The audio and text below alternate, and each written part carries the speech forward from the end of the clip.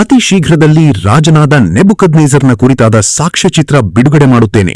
ನೀವು ಈ channel subscribe ತಪ್ಪದೆ ಮಾಡಿರಿ.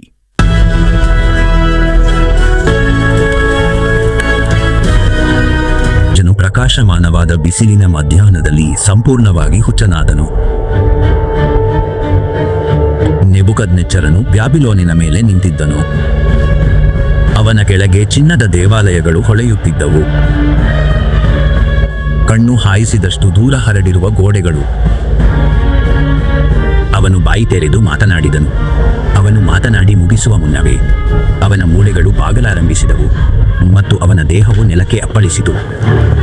ಅವನ ಕೈಗಳು ಕಲ್ಲಿನ ನೆಲಕ್ಕೆ ಬಡಿದವು.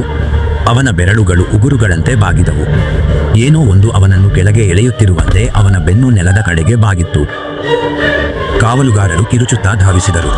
ಕಣ್ಣು ತೆರೆದರೂ ಅವನು ಏನೂ ನೋಡಲಿಲ್ಲ.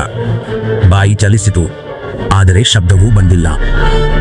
ಅವನು ಅರಮನೆಯ ಛಾವಣಿಯ ಮೇಲೆ ತೆವಳಿದನು, ಬೆರಳುಗಳಿಂದ ಪರಚುತ್ತಾ, ಬಾಯಿಯಿಂದ ನೊರೆ ಸುರಿಸುತ್ತಾ.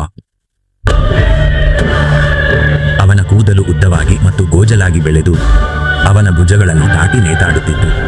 ಅವನು ನೆಲಕ್ಕೆ ಬಾಗಿ ತನ್ನ ಹೆಂಡತಿಯ ಮುಂದೆ ಹುಲ್ಲು ತಿಂದನು.